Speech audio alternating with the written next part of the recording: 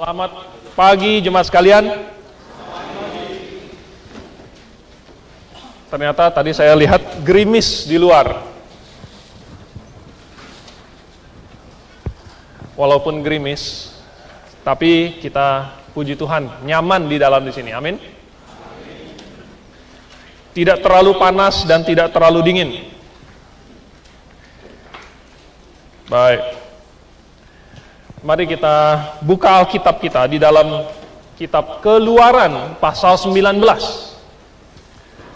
Kitab Keluaran pasal 19. Dan sebenarnya kita mau baca semuanya, tapi saya potong sedikit lebih pendek supaya lebih cepat. Kita sampai 20 saja. Ayat 1 sampai 20. Oke, kalau sudah dapat, kita akan mulai membacanya secara silih berganti. Saya mulai duluan ayat 1, jemaat ayat 2, kita satu ayat bergantian sampai ayat yang ke-20. Oke, kalau sudah dapat, kita akan mulai. Keluaran pasal 19.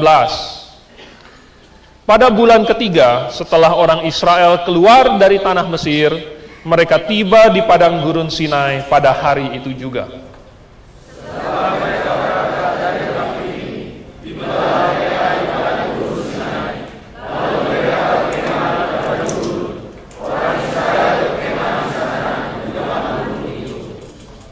Lalu naiklah Musa menghadap Allah, dan Tuhan berseru dari gunung itu kepadanya, "Beginilah kau katakan kepada keturunan Yakub, dan kuberitakan kepada orang Israel.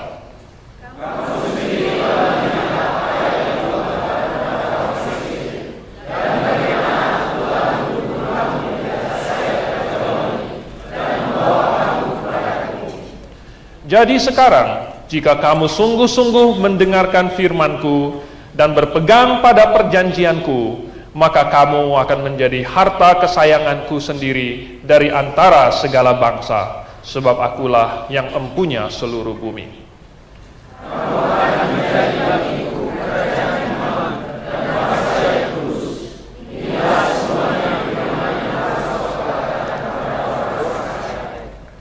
Lalu datanglah Musa dan memanggil para tua-tua bangsa itu dan membawa ke depan mereka segala firman yang diperintahkan Tuhan kepadanya.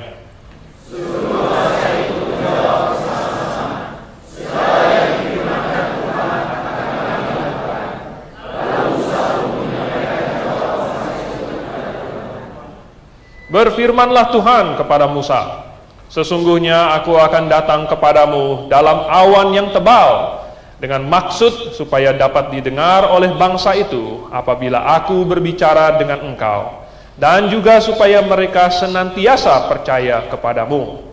Lalu Musa memberitahukan perkataan bangsa itu kepada Tuhan.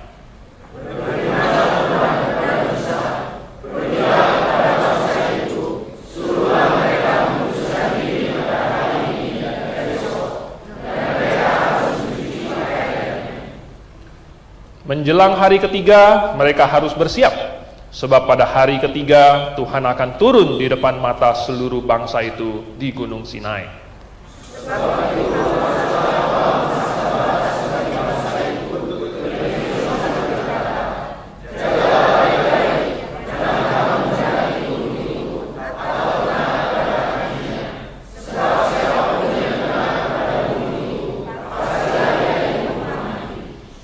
Tangan seorang pun tidak boleh merabanya, sebab pastilah ia dilempari dengan batu atau dipanahi sampai mati.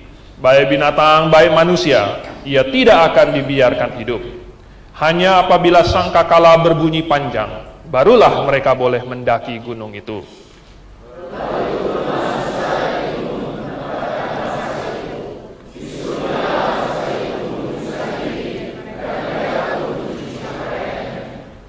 Maka kata Musa kepada bangsa itu, "Bersiaplah menjelang hari yang ketiga, dan janganlah kamu bersetubuh dengan perempuan."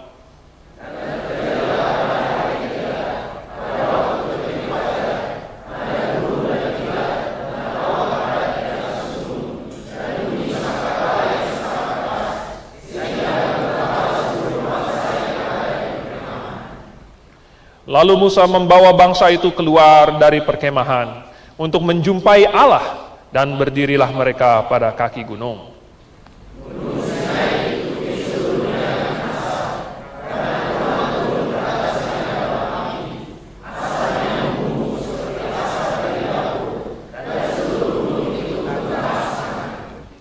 Bunyi sangkakala kian lama kian keras. Berbicaralah Musa, lalu Allah menjawabnya dalam guruh.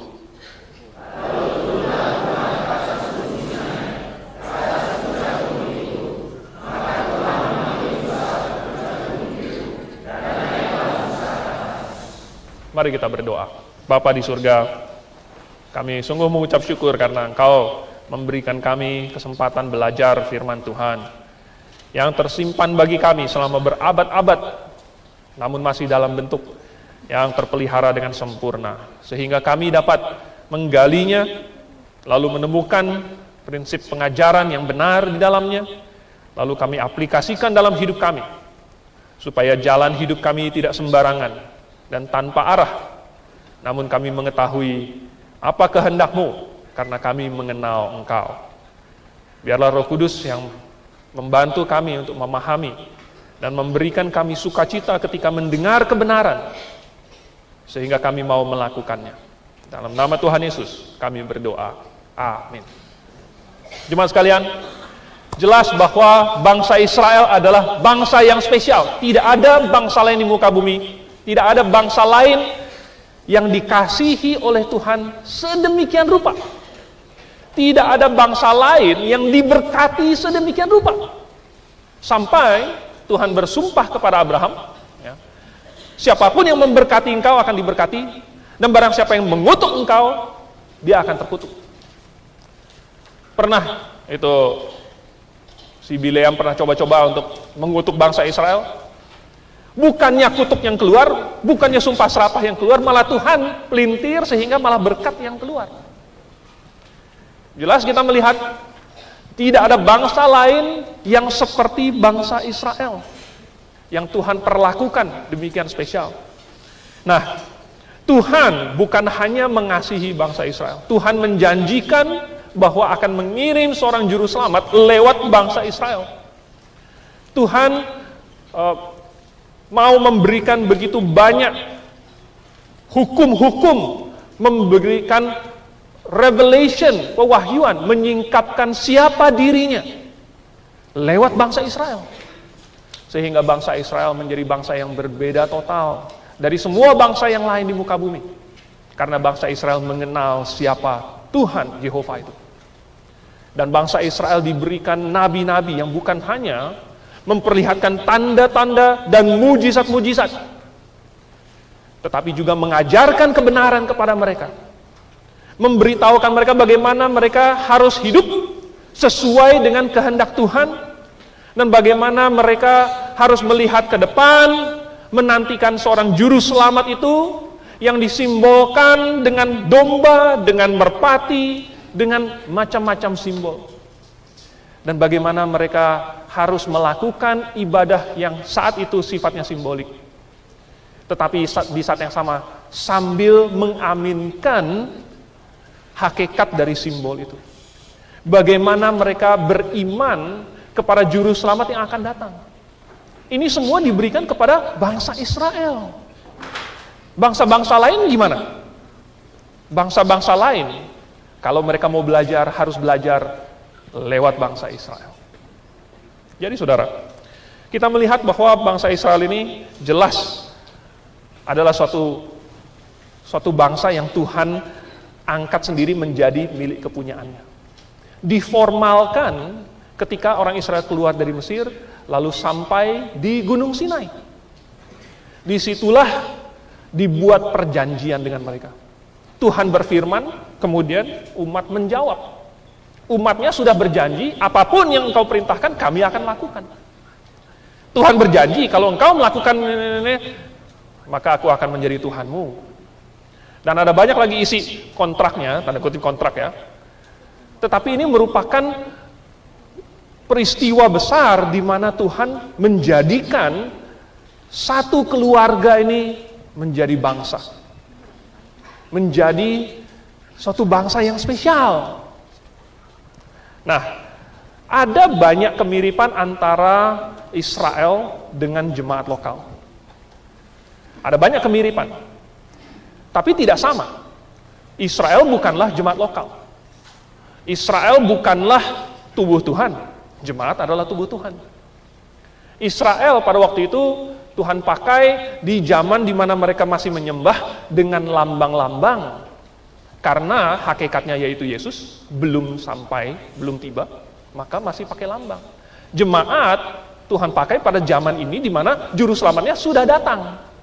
Sehingga kita bisa melihat semua sejarah dan tahu bahwa oh ada lambang-lambang, oh kemudian datang hakikatnya. Itu semua dipahami oleh jemaat lokal. Jadi Israel bukan sama dengan jemaat, tetapi ada banyak persamaannya. Oleh sebab itu, Tuhan sengaja mencatatkan peristiwa ini dengan begitu mendetil, adalah selain supaya orang Israel membacanya dan selalu mengingatnya, juga adalah supaya kita sebagai jemaat mempelajarinya dan mendapatkan bahwa ada banyak hal yang Tuhan lakukan kepada bangsa Israel, Tuhan lakukan kepada kita, jemaat juga. Jadi kita akan melihat pada hari ini bagaimana Tuhan mengangkat, menjadikan Israel suatu bangsa, dan apa aplikasinya buat kita hari ini. Nomor satu, Tuhan menunjukkan kasih-Nya yang maha besar itu. Ini merupakan sifat Allah. Tetapi saking dalamnya, kita tidak mampu memahaminya. Sulit bagi kita untuk memahami kasih Allah. Karena kasih Allah ini begitu besar, tidak ada bandingannya di dalam dunia kita yang kita bisa tunjuk. Nah ini, kasih Allah itu kayak begini. Ada yang mendekati, Tuhan ada pakai contoh-contoh. Tetapi kasih Allah benar-benar unik, karena dia adalah kasih yang maha besar. Nah, kasih Allah itu bukan didasarkan pada perbuatan manusia. Bukan didasarkan pada perbuatan manusia. Karena sekalipun ada manusia yang memberontak, sekalipun ada manusia yang membenci Allah, Allah tetap mengasihi dia. Jadi tidak peduli apakah manusia ini bagaimana, Allah dari diri dia sendiri sifatnya adalah kasih, mengasihi dia. Itu adalah sifat Allah. Jadi, walaupun orang Israel, ya, keturunan Abraham, Ishak, dan Yakub ini, sebenarnya tidak layak untuk menerima kasih yang sangat besar ini. Tetapi Allah menunjukkan kasih-Nya. Sehingga memberikan begitu banyak berkat demi berkat demi berkat. Karena itulah yang pantas bagi Allah sebagai Allah yang maha kasih, untuk menunjukkan kasih-Nya. Jadi Allah mengangkat satu bangsa ini. Lalu Tuhan berikan berkat, Tuhan berikan janji, Tuhan sertai sedemikian rupa. Tidak ada bangsa-bangsa lain yang bisa dibandingkan, yang begitu ajaib, yang mengalami hal-hal yang merupakan mujizat. Bahkan sampai hari ini, Tuhan masih menganggap bangsa Israel sebagai bangsa kesayangannya, yang dipelihara sesuai dengan janjinya. Bukan karena orang Israel begitu menggemaskan, bukan karena Israel begitu menimbulkan rasa kasih sayang. Justru sebaliknya, bangsa Israel banyak memberontak, banyak mendukakan hati Tuhan, tetapi kasih Tuhan bukan bergantung kepada itu. Kasih Tuhan bergantung kepada diri dia sendiri. Karena dia mengasihi. Karena dia sifatnya adalah kasih, maka dia mengasihi. Nah, Tuhan mengasihi Israel ini adalah suatu contoh. Tuhan menjadikan Israel sebagai contoh bahwa kasih Allah itu kayak begini, ya, mengasihi Israel. Sehingga semua bangsa-bangsa lain Kalau mereka melihat Israel, mereka akan melihat, oh demikianlah kasih Allah. Mereka akan melihat bahwa kasih Allah begitu besar. Dan seandainya ada orang yang mau dikasihi oleh Allah, maka mereka tahu bahwa saya mesti seperti bangsa Israel. Itu tujuannya. Tuhan mengasihi Israel menjadi contoh, sehingga bangsa-bangsa lain melihat itu dan menyadari, oh ada Allah. Bukankah itu salah satu dari wahyu umum yang Tuhan berikan kepada manusia? Yaitu sejarah. Dengan memperhatikan sejarah, manusia bisa tahu bahwa ada Tuhan. Tapi bukan sembarang sejarah ya saudara. Kita bukan mempelajari sejarah Majapahit, lalu kemudian apa segala macam, lalu itu membuktikan adanya Tuhan. Secara spesifik, sejarah yang dimaksud adalah sejarahnya Israel. Sejarahnya bangsa Israel lah yang membuktikan bahwa ada Tuhan. Bayangkan, Israel itu selama mereka taat kepada Tuhan, maka Tuhanlah yang berperang bagi mereka. Dan kalau Tuhan yang berperang bagi mereka, tidak ada satupun musuh yang bertahan. Mereka menang dan menang dan menang, dan kalau mereka menang, bahkan satu orang pun tidak ada yang mati.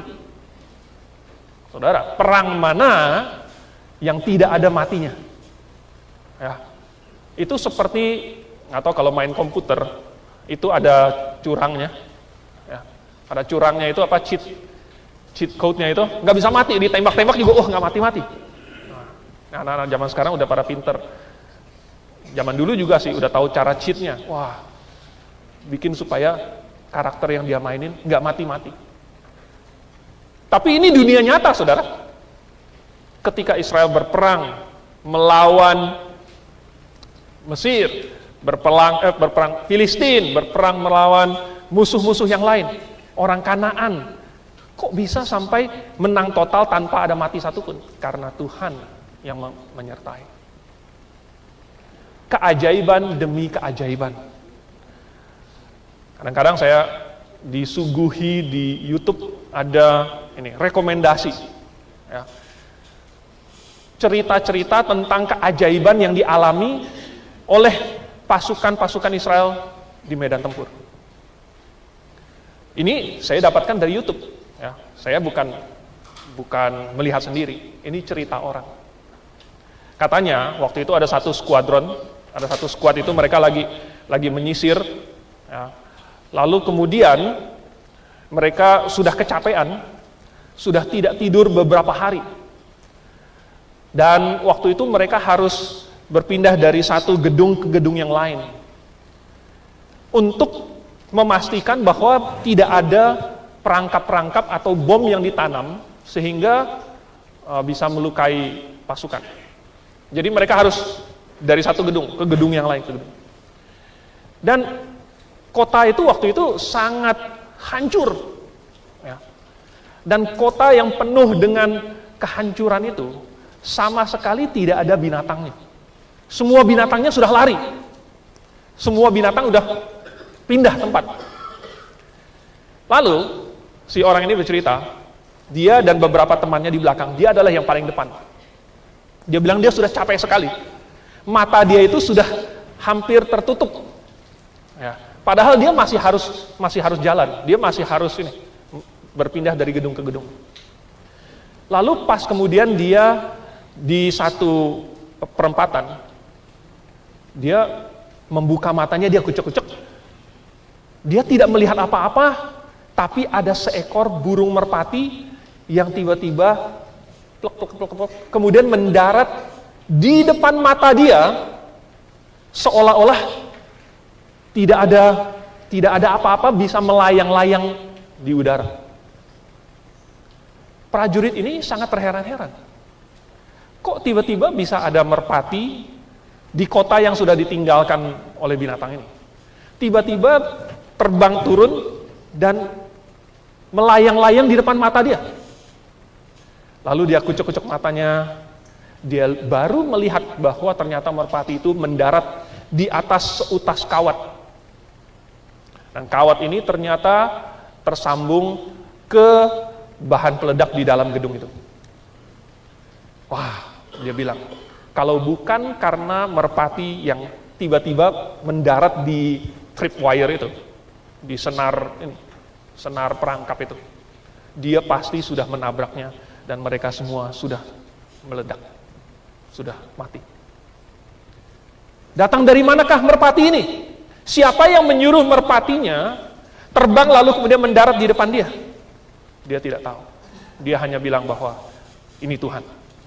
Ini dari Tuhan. Cerita-cerita semacam ini ada banyak sekali, saudara. Saya hanya kebetulan saja menemukannya. Kalau kita mempelajari sejarah manusia, kita ternyata melihat tangan Tuhan ikut campur di mana-mana. Bukan saja di kehidupan pribadi-pribadi, tetapi mempengaruhi keseluruhan sejarah manusia.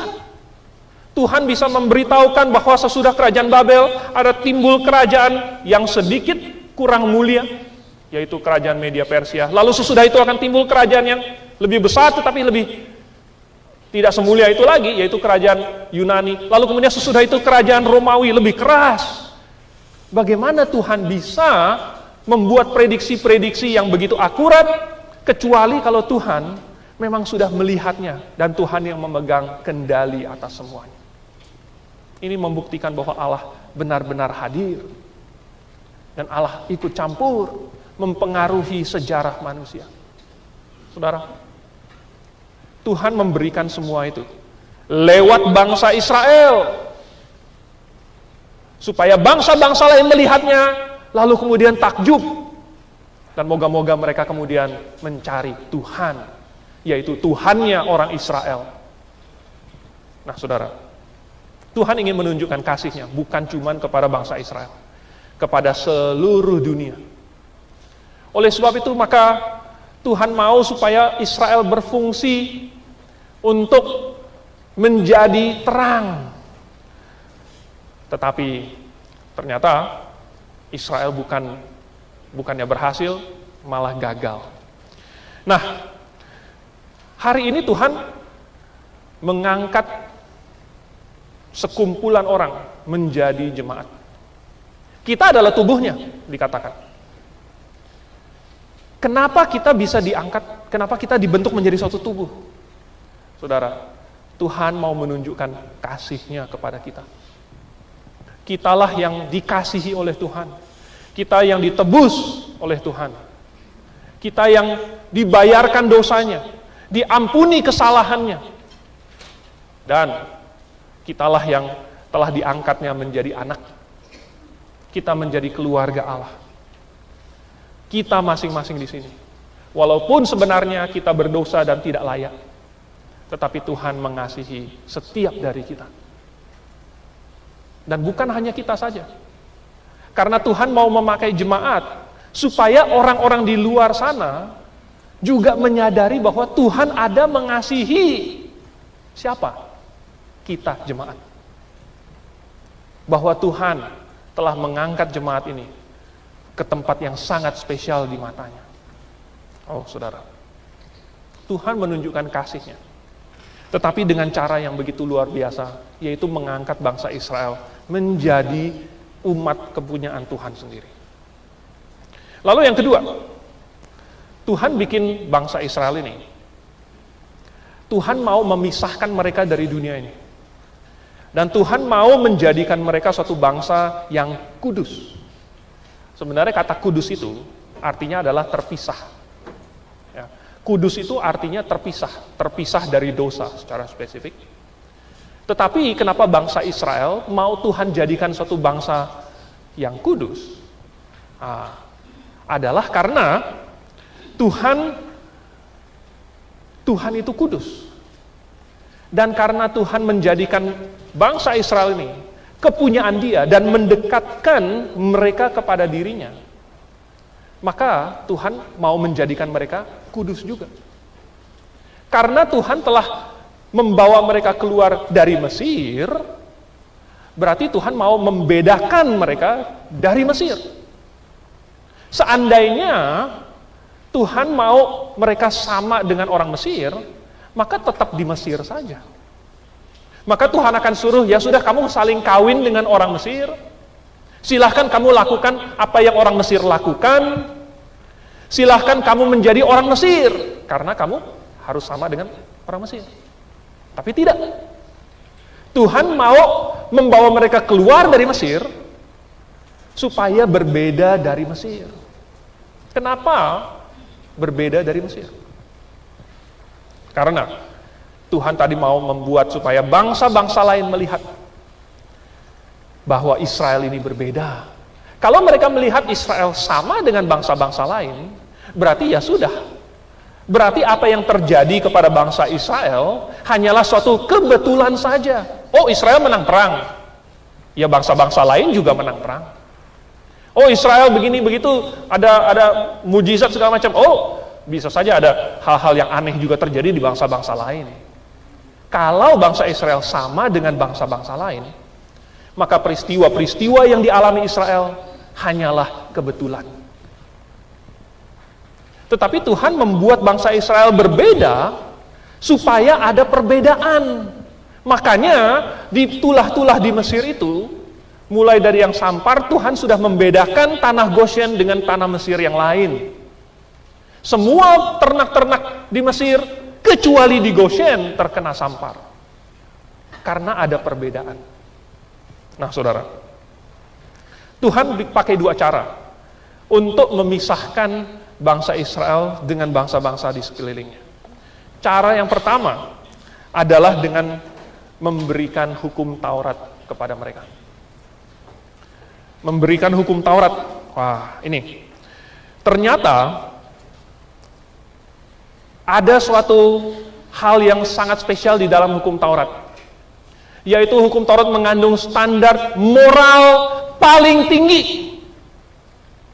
Semua bangsa-bangsa yang lain, mereka kebanyakan itu tidak punya standar moral.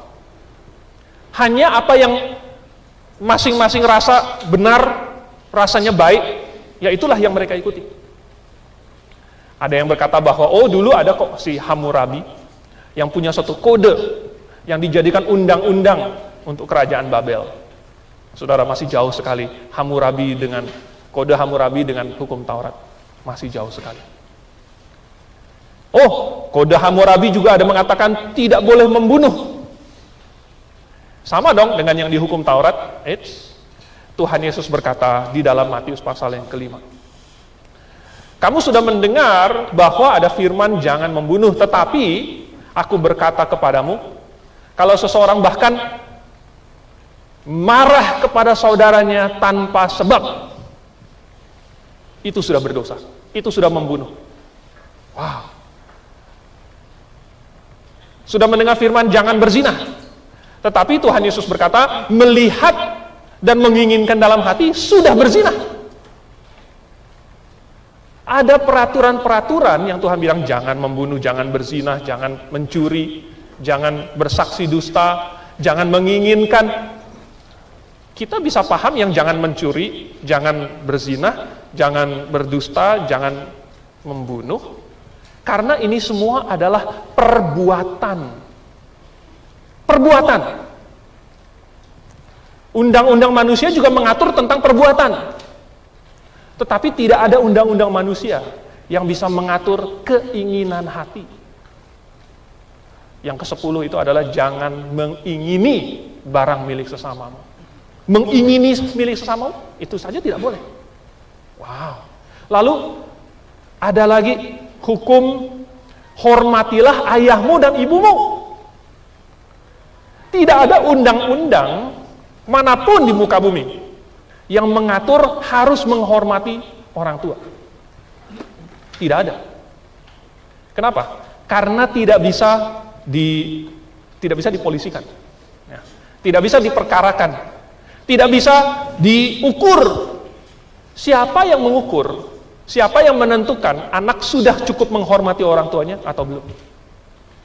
Oh, saudara. Setiap hukum di pasal yang ke-20 ini ya, tentang menghormati Tuhan, Israel lah satu-satunya negara yang bilang tidak boleh ada berhala. Tidak boleh ada berhala. Tujuannya Tuhan kasih hukum Taurat kepada Israel dengan standar moral yang demikian tinggi adalah supaya ketika bangsa-bangsa lain datang dan berinteraksi dengan Israel, mereka terkejut. Hah? Kenapa tidak boleh ada patung di negeri ini? Baru kemudian akan dijelaskan bahwa hanya ada satu Allah yang hidup, yang menciptakan langit dan bumi, dan bukan dalam bentuk batu atau kayu atau emas, yang tidak bisa melihat dan tidak bisa mendengar, apalagi menciptakan. Dia sendiri adalah ciptaan. Berhala ini bukanlah Allah pencipta. Hah, kenapa? Hari Sabtu ada pedagang yang datang tetapi pasarnya tutup.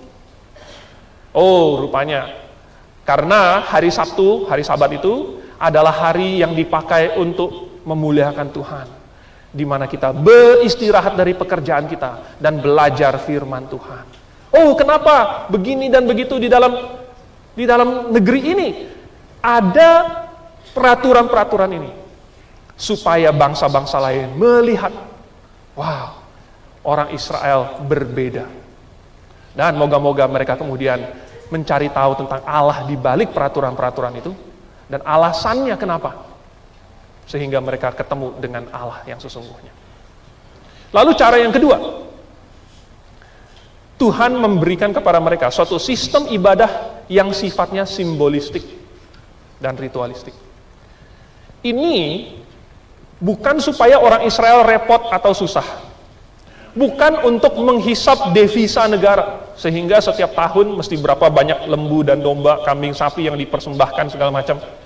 Bukan untuk membuat orang Israel repot melakukan ini dan itu, tetapi untuk mengajarkan mereka suatu prinsip, yaitu tentang kedatangan Sang Juru Selamat. Tuhan memberikan kepada mereka suatu ibadah yang simbolik, dan kemudian mengangkat imam-imam yang dikhususkan supaya mereka melakukan suatu ibadah yang menunjuk kepada Juru Selamat yang akan datang. Sehingga ketika bangsa-bangsa lain melihat, dan ternyata ini beda dengan yang bangsa-bangsa lain lakukan. Apa yang dewa-dewi bangsa lain lakukan? Dewa Molok, dewa yang setengah sapi itu, dia menuntut supaya bayi-bayi dipersembahkan kepada Molok, dibakar hidup-hidup. Ada dewa Dagon yang setengah ikan, ada dewa mana lagi yang setengah apa lagi, setengah kambing, setengah kodok, setengah burung, setengah kucing, setengah anjing. Semuanya ada, saudara. Yang 3/4 saya nggak tahu ada apa enggak. Yang 100% banyak segala macam dewa-dewi, tetapi mereka semua tidak ada yang seperti Yehova. Tidak ada. Kenapa orang Israel melakukan ini dan itu? Kenapa ada ritualnya? Kenapa ada bait suci? Kenapa bait suci bangsa-bangsa lain tidak sama dengan bait sucinya bangsa Israel? Kenapa ada tabut perjanjian? Kenapa ada kerubim-kerubim? Kenapa ada ini dan itu? Semuanya tujuannya adalah supaya bangsa-bangsa lain membuka mata, lalu kemudian mereka menyadari, oh ternyata ada sesuatu yang berbeda, dan kalau mereka ingin tahu lebih banyak, maka mereka akan mencari tahu dan ketemu dengan Allah pencipta langit dan bumi. Itulah yang terjadi, saudara, ketika bangsa Israel, mereka tersebar kemana-mana seluruh dunia, lalu mereka setia melakukan perintah-perintah Tuhan. Ada Daniel pada waktu itu dibuang ke Babel, lalu kemudian dia dihadapkan kepada makanan raja, tetapi Daniel berketetapan, saya tidak akan menajiskan diri saya dengan makanan ini. Padahal itu kan sifatnya simbolik, ya kan? Makanan itu tidak ada yang haram, tidak ada yang halal. Tuhan Yesus sendiri yang berkata bahwa tidak ada lagi makanan haram dan halal, Markus pasal 9. Tetapi pada waktu itu si Daniel berketetapan bahwa dia akan setia kepada peraturan yang sifatnya simbolistis, bahwa dia akan berdoa 3 kali sehari mengarah ke Yerusalem. Dia akan membuka tingkap-tingkap langitnya, dia akan mengarah kepada Yerusalem dan dia akan berdoa 3 kali sehari. Itu simbolis. Karena menghadap manapun, sebenarnya doanya juga sampai kepada Tuhan. Ya toh? Tetapi dia mau melakukannya, dia mau setia secara simbolis. Dan justru karena kesetiaannya itu, maka Tuhan mengaruniakan kepadanya hal-hal yang luar biasa. Tuhan pakai Daniel dan teman-temannya untuk menjadi tanda buat bangsa-bangsa lain. Nebukadnezar, dia sangat terkesan. Pertama kali Nebukadnezar marah banget karena Daniel dan teman-temannya Daniel tidak mau menyembah patung yang dia buat. Tetapi justru dibuktikan lewat dapur api yang tidak bisa menghanguskan mereka, bahwa ternyata Allah Jehovah itu lebih berkuasa daripada si Nebukadnezar. Walaupun Nebukadnezar masih belum terlalu terima, dia masih sombong di dalam hatinya, tetapi Tuhan kasih tanda 1 kali lagi, jadi lembu. Jadi lembu itu sudah diperingatkan oleh Daniel dulu, lewat Daniel lagi, tanda lagi, sampai akhirnya Nebukadnezar dikembalikan kepada akal sehatnya. Dia bilang tidak ada Allah lain ya, di langit yang pemerintahannya kekal, yang berkuasa, hanya Allahnya Daniel. Nebukadnezar, Belsazar, Darius, raja-raja yang menguasai seluruh dunia pada waktu itu mengakui Jehovah. Karena apa? Karena kesetiaan bangsa Yahudi melakukan apa yang Tuhan sudah berikan kepada mereka. Tuhan sengaja membuat mereka berbeda dari bangsa-bangsa yang lain sekitarnya, supaya Tuhan bisa pakai mereka. Kalau mereka sama, maka Tuhan pakai yang manapun, orang tidak bisa menemukan Tuhan. Ya kan? Karena semua bangsa-bangsa yang lain sama. Tuhan pilih salah satu, maka tidak bisa menemukan Tuhan. Tuhan keluarkan satu bangsa, lalu Tuhan jadikan dia beda dari semua yang lain, maka ketika Tuhan pakai bangsa ini, orang bisa ketemu Tuhan. Jadi, Tuhan mau supaya bangsa Israel menjalani kehidupan, bukan saja pribadi, tetapi kehidupan bernegara yang berbeda dari semua bangsa yang lain. Bukankah Tuhan menginginkan kita hari ini juga demikian? Bukankah Tuhan juga menginginkan supaya kita hidup dengan kudus? Bukankah Tuhan mau kita berbeda dari dunia ini? Roma pasal 12, ayat 1 dan 2. Tahun baru yang lalu ini dijadikan salah satu ayat yang harus dihafal. Tetapi berubahlah oleh pembaharuan budimu. Berubah. Ya. Supaya kamu berubah, berbeda dari dunia ini. Jangan sama lagi dengan dunia ini. Apa yang dunia sukai, itu adalah untuk memuaskan hawa nafsu duniawi. Itu yang dunia sukai. Kenapa kita mau sama seperti dunia? Dunia ini penuh dengan selingkuh, berselingkuh. Orang Kristen harus menghindarinya, kita harus berbeda. Dunia ini begitu memuliakan minum-minuman beralkohol. Seolah-olah itu adalah sesuatu yang keren. Seolah-olah itu adalah sesuatu yang sehat. Saudara, itu semua adalah marketing pembuat minuman beralkohol. Tidak ada yang keren, tidak ada yang sehat dari minum alkohol. Tidak ada.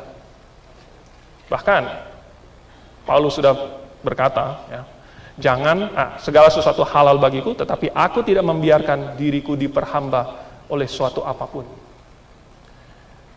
Tidak ada yang haram lagi, semuanya halal, tetapi tidak semuanya berguna. Jadi minuman beralkohol, rokok, vaping, nyirih, apapun itu, bahkan yang online, yang di internet, segala sesuatu yang bisa menyebabkan kecanduan, itu tidaklah pantas bagi orang Kristen lagi. Itu adalah yang dunia sukai, itu yang didorong, yang dipromosikan oleh dunia. bukan untuk kita orang Kristen. Kita harus berbeda. Sayangnya banyak orang Kristen merasakan tekanan dari teman-teman, dari keluarga dan lain sebagainya, sehingga tidak tahu harus berdiri di mana. Dan ketika mereka harus membuat keputusan, mereka akhirnya kalah kepada tekanan ini. Ada seorang psikolog namanya Ruth Brenda. Dia mempublikasikan suatu studi. Dia pakai 10 dalam satu ruangan 10 orang remaja. 10 orang remaja ini akan dikasih gambar 3 garis. Di antara 3 garis itu panjangnya beda-beda. Lalu kemudian mereka harus angkat tangan ketika si peneliti menunjuk kepada garis yang paling panjang. Nah, lalu kemudian ada satu orang yang tidak tahu bahwa 9 orang lainnya ini adalah sebenarnya bukan subjek, tetapi adalah bagian dari penelitinya. Ya. Dan dia cuma sendirian yang adalah subjek penelitinya, yang diteliti. Ya. Jadi di antara 10 orang, yang 1 orang ini yang diteliti, yang 9 orang ini sudah kong kali kong sama penelitinya. Ya. Sehingga ketika ditunjuk garis yang paling panjang, tidak ada yang angkat tangan. Tetapi ketika ditunjuk garis yang kedua paling panjang, 9 yang orang ini angkat tangan semua. Padahal tadi instruksinya, angkat tangan kalau melihat garis yang paling panjang ditunjuk. Nah, ketika satu remaja ini, ya, dia melihat bahwa 9 orang yang lain, gitu, semuanya angkat tangan di garis yang kedua paling panjang, dia jadi ragu-ragu. Wih, apa saya salah lihat, gitu kan? Garis yang paling panjang kan yang itu, tapi kok semuanya pilih yang itu? Dalam 75% kasus, katanya, ternyata remaja yang 1 orang ini, itu ragu-ragu. Ragu-ragu. Jadi yang benar yang mana nih? Dan lebih dari sepertiganya malah ikut mayoritas. Ikut mayoritas. Padahal jelas-jelas salah. Itu bukan soal yang susah. 3 garis, beda-beda panjangnya. Kalau misalnya yang ditunjuk paling panjang, angkat tangan. Instruksinya sangat sederhana. Tetapi ketika dia melihat bahwa orang-orang lain mengangkat tangan, yang garis yang nomor 2 paling panjang, akhirnya ada yang ikut-ikutan. Ikut-ikutan. Ditanya, bener nggak ini yang paling panjang? Iya. Saudara, ini menunjukkan apa? Ini adalah psikologi manusia. Bahwa orang lebih memilih untuk bersama-sama dengan orang lain sekalipun itu salah. Sekalipun itu salah. Tetapi dia tidak mau sendirian. Dia tidak berani. Dia tidak takut. Dia pikir kalau saya 1 orang, 9 orang semuanya berbeda. Waduh, gimana ya saya? Tetapi orang Kristen bagaimana, saudara? Orang Kristen memang harus berbeda. Oleh sebab itu jangan takut dan jangan malu kalau Anda berbeda dari semua teman-teman Anda. Karena mereka adalah orang-orang yang duniawi, yang tidak mengenal Tuhan, yang nilai-nilai mereka tidak sama dengan nilai-nilai orang Kristen, sehingga kalau kita berbeda dari mereka, itu sudah sewajarnya. Jadi, kenapa kita harus berbeda dari dunia ini? Karena Tuhan adalah kudus. Dan Tuhan mau memakai kita supaya kita menjadi terang. Bagaimana orang bisa ketemu dengan Tuhan Yesus? Tuhan Yesus sudah tidak ada. Oh, Tuhan Yesus bisa ditemukan di dalam firman-Nya. Tetapi bukan hanya itu. Tuhan Yesus bisa ditemukan di dalam jemaat, yaitu yang memberitakan firman ini. Dan bisa ditemukan di dalam diri orang-orang Kristen di mana Tuhan Yesus hidup. Tetapi kalau kita tidak hidup kalau kita tidak hidup berbeda dari dunia ini, maka mereka tidak akan melihat Yesus. Jadi barang siapa yang mau sama dengan dunia ini, dalam Yakobus pasal 4 ayat 4 dikatakan bahwa persahabatan dengan dunia adalah permusuhan dengan Allah. Barang siapa yang mau sama dengan dunia ini, dia menjadikan dirinya musuh Allah, bukan saya yang bicara. Yakobus 4 ayat 4. Kalau kita tidak mau berbeda dengan dunia ini, saudara, malah kita menjadi sama dengan dunia ini. Lagi pula, masih ada tujuan lain. Yang ketiga, Tuhan menjadikan Israel sebagai suatu bangsa, karena Tuhan mau menjadikan mereka tiang penopang dan dasar kebenaran. Tiang penopang dan dasar kebenaran. Tadi saya sudah sebutkan bahwa ada kemiripan antara Israel dengan bangsa Israel. Ini kemiripannya adalah sama-sama Tuhan pakai untuk menjadi tiang penopang dan dasar kebenaran pada masanya. Tetapi ada banyak perbedaan tentu. Nah, sebelum Israel Tuhan jadikan tiang penopang dan dasar kebenaran, sebelumnya Tuhan memakai masing-masing ayah untuk mengajarkan anak-anaknya tentang siapa Tuhan itu. Mengajarkan anak-anak tentang dosa, tentang benar dan salah. Ya, tentang siapa Tuhan itu dan bagaimana harus hidup supaya menyenangkan hati Tuhan. Tuhan mengandalkan para ayah mulai dari Adam, supaya Adam mengajarkan Kain, Habel, Set, dan anak-anaknya untuk melakukan suatu ritual ibadah simbolik yang melambangkan juru selamat yang akan datang itu. Sehingga barang siapa yang percaya kepada juru selamat itu, nanti dia akan diampuni dosanya. Nah, ini harus diajarkan oleh ayah kepada anak-anaknya. Tetapi orang yang benci kepada Tuhan, orang yang melawan Tuhan, tentu tidak mengajarkannya kepada anak-anaknya. Dan kalau tidak diajarkan kepada anaknya, tentu cucunya juga tidak akan tahu. Makin lama, akhirnya keluarga yang tidak percaya kepada Tuhan makin banyak. Yang tidak mengajarkannya kepada anaknya, akhirnya makin banyak, dan makin banyak, dan makin banyak. Sampai akhirnya dunia penuh dengan orang-orang yang tidak percaya kepada Allah. Penuh dengan kejahatan karena mereka telah menolak Allah yang baik. Penuh dengan semua yang jahat karena mereka telah menolak standar moral yang Tuhan berikan. Oleh sebab itu bumi menjadi jahat. Sehingga bumi itu menjadi tempat yang sangat tidak enak karena penuh dengan kejahatan.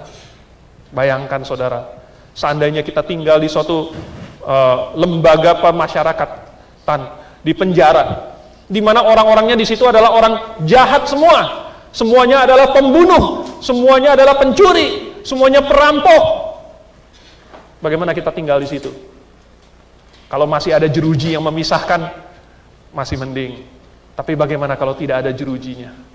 Dan kita di penjara semua bersama-sama satu ruangan. Oh saudara, oleh sebab itu Tuhan memusnahkan bumi ini, menghukum mereka dengan air bah. Tetapi masih ada orang yang tidak mengasihi Tuhan. Dan akhirnya orang yang tidak mengasihi Tuhan itu bertambah banyak lagi. Tambah banyak lagi.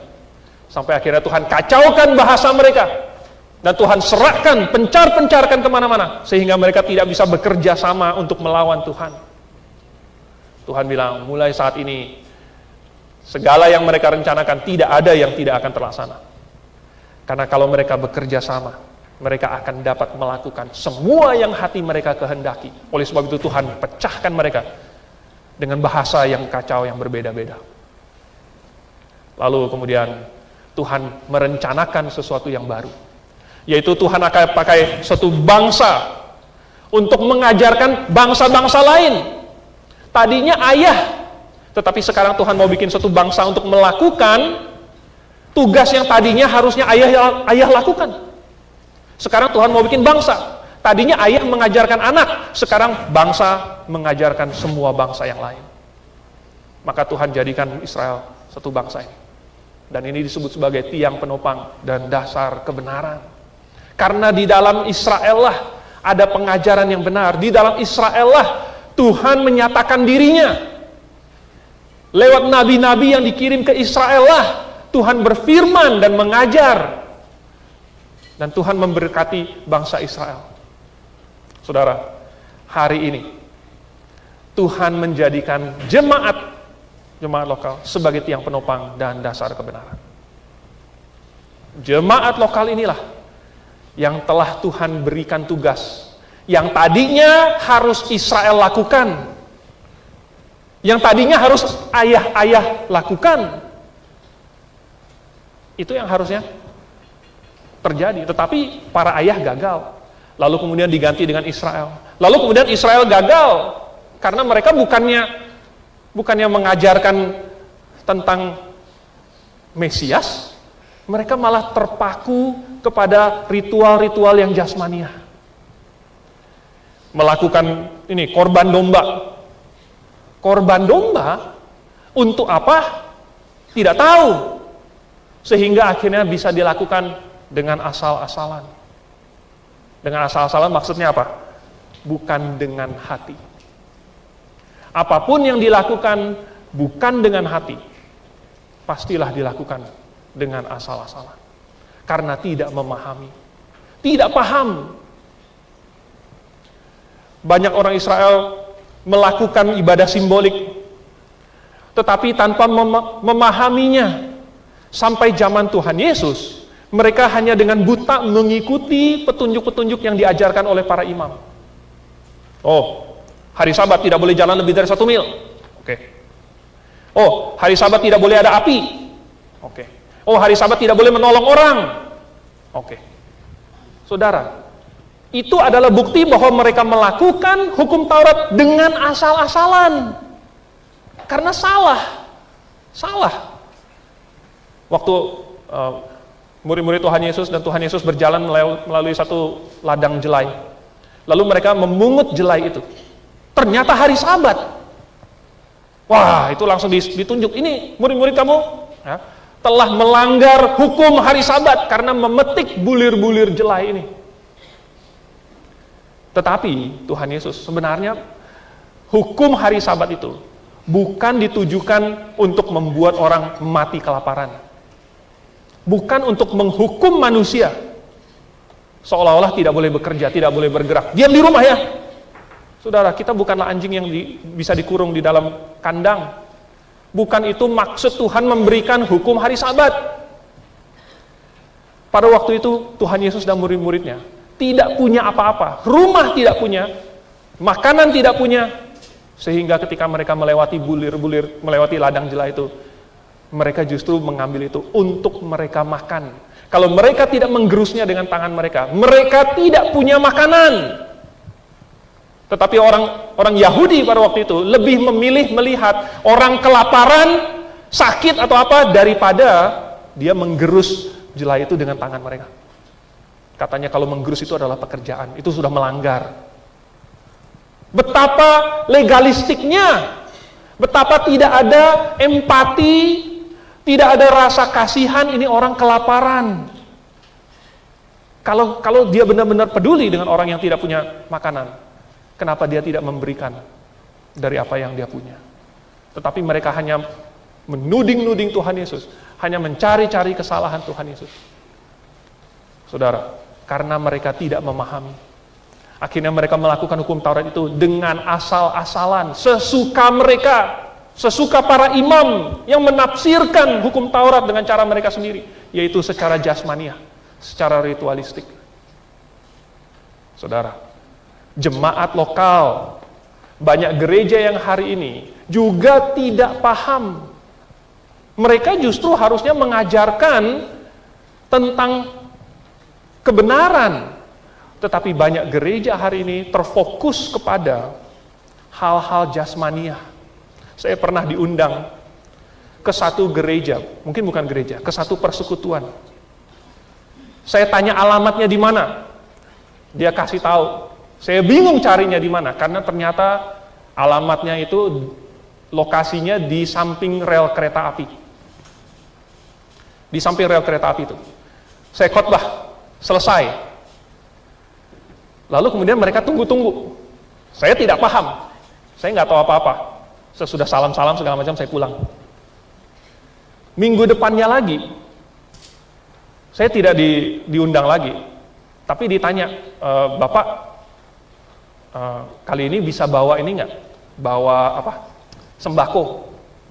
Baru saya paham. Oh, rupanya saya diundang ke persekutuan yang habis selesai kebaktian bagi-bagi sembako. Dan waktu saya terakhir kali khotbah minggu lalu itu, saya tidak bagi apa-apa. Ya. Bahkan uang sedikit pun tidak ada saya kasih kepada mereka. Mereka bertanya-tanya, ini kok satu pendeta yang ini beda sendiri? Ya. Ini pendeta yang ini nggak ada kasih apa-apa, padahal mereka sudah biasa, paginya itu dapat ke gereja mana dapat, terus siangnya ke gereja mana dapat, sorenya ke gereja mana dapat lagi. Minimal mereka sudah makan 3 kali pada hari Minggu. Gereja malah berfokus untuk hal-hal yang jasmania. Berusaha menarik orang dengan apa?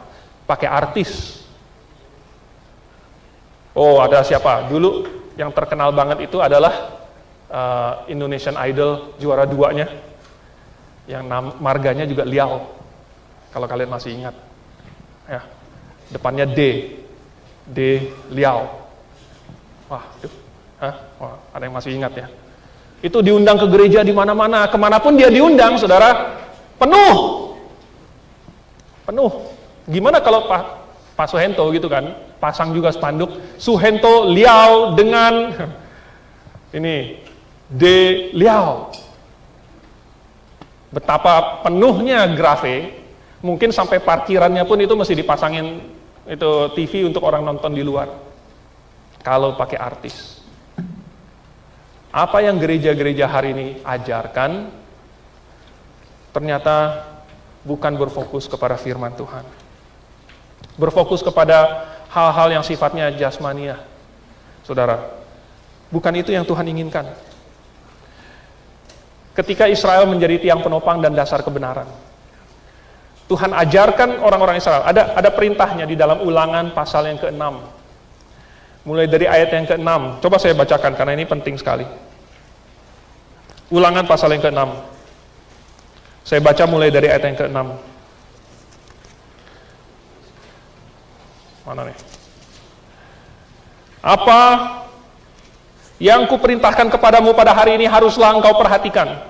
Haruslah engkau mengajarkannya berulang-ulang kepada anak-anakmu dan membicarakannya apabila engkau duduk di rumahmu, apabila engkau sedang dalam perjalanan, apabila engkau berbaring dan apabila engkau bangun. Haruslah juga engkau mengikatkannya sebagai tanda pada tangan kananmu dan haruslah itu menjadi lambang di dahimu dan haruslah engkau menuliskannya pada tiang pintu rumahmu dan pada pintu gerbangmu. Di pasal yang ke-11 masih di Ulangan ayat yang ke-18, tetapi kamu harus menaruh perkataanku ini di dalam hatimu dan dalam jiwamu, kamu harus mengikatkannya sebagai tanda pada tanganmu dan haruslah itu menjadi lambang di dahimu. Kamu harus mengajarkannya kepada anak-anakmu dengan membicarakannya apabila engkau duduk di rumahmu dan apabila engkau sedang dalam perjalanan, apabila engkau berbaring dan apabila engkau bangun. Engkau harus menuliskannya pada tiang pintu rumahmu dan pada pintu gerbangmu supaya Pada waktu itu Tuhan menugaskan bangsa Israel untuk melakukan apa yang ayah-ayah harusnya lakukan pada waktu itu, yaitu mengajar anak-anaknya supaya mereka mengenal Tuhan.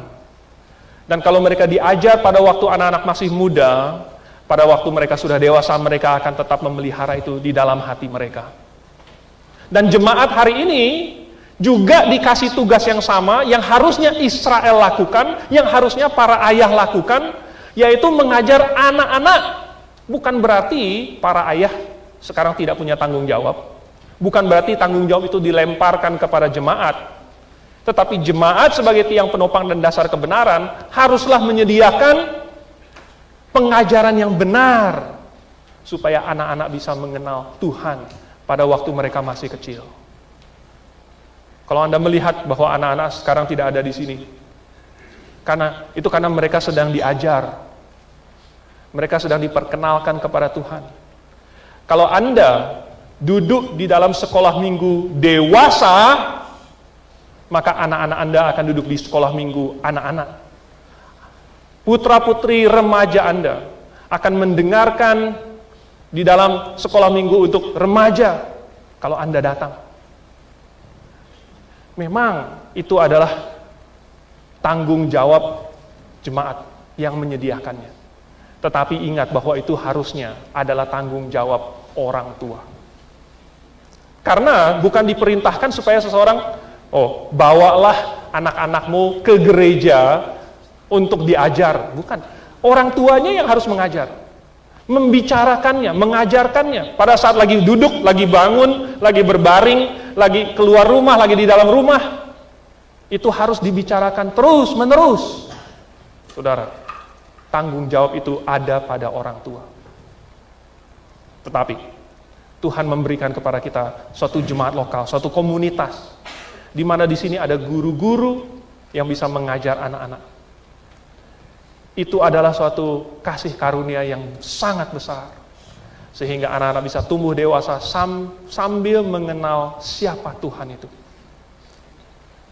Jadi Allah menjadikan kita, jemaat, sebagai bukti kasihnya. Dengan mati bagi kita, dengan mengubah hati kita menjadi sesuatu yang baru, dengan mengubah pikiran kita, dengan memberikan firman Tuhan yang lengkap kepada kita menjadi pedoman, dengan mendirikan satu jemaat lokal yang benar, di mana ada Injil yang diberitakan, ada kesempatan untuk bertumbuh secara rohani, supaya kasih Tuhan kepada kita tidak sia-sia. Memang kasih Tuhan itu sifatnya tanpa pamrih. Tetapi di sisi yang menerima kasih itu, kita pun wajib untuk mengembalikan kasih itu kepada Tuhan. Kalau orang tua sudah mengasihi anak, maka anak sepatutnya mengasihi orang tua. Itulah sebabnya Tuhan menyebut kita anak. Karena Tuhan mau memakai ilustrasi ini. Allah adalah Bapa, kita adalah anak. Anak yang tidak kembali mengasihi Bapa, itu durhaka. Jadi, Tuhan buat kita begini, supaya kita mengasihi Tuhan. Tuhan pisahkan kita dari dunia ini, supaya kita kudus, dan supaya kita menjadi tiang penopang dan dasar kebenaran. Dan kita bisa memancarkan Injil kebenaran yang ada di sini. Dan barang siapa yang mau mencari Tuhan, dan kalau dia ketemu Grafe di sini, maka dia akan melihat Tuhan. Bukan di dinding, bukan di kalender, bukan di TV, tetapi di dalam kehidupan kita. Yang mereka lihat bukan hanya gedungnya saja. Tidak ada Yesus di dalam gedung, tetapi ada Yesus di dalam pemberitaan firman. Itu yang penting. Mari kita tundukkan kepala, kita berdoa.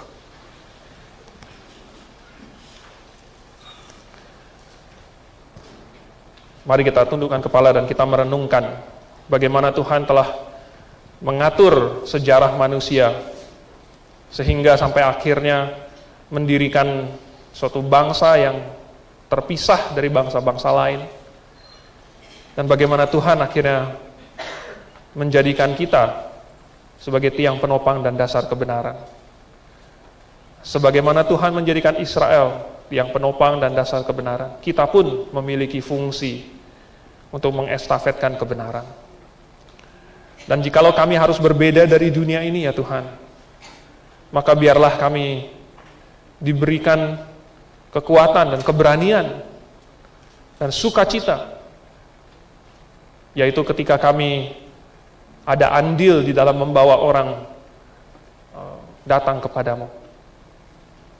Maka berikanlah kami damai sejahtera dan sukacita, sehingga kami makin bersemangat lagi untuk melakukan kehendak-Mu, untuk bersaksi kepada orang, sekalipun kami harus berbeda dari dunia ini. Dan kami diberikan kesempatan untuk mengajak orang ke seminar, ke blok kelas, ke gereja. Tolong bantu kami untuk mengatur kehidupan kami supaya kudus. Dengan demikian maka Engkau akan memakai kami dan orang akan melihat bahwa Engkaulah yang memakai kami. Dan kami berdoa untuk anak-anak kami, generasi yang selanjutnya, supaya mereka bisa tumbuh dewasa di dalam kebenaran, sambil melakukan apa yang benar dan mengasihi jemaat ini, mengasihi Engkau. Kami mengucap syukur, berdoa di dalam nama Tuhan Yesus. Amin.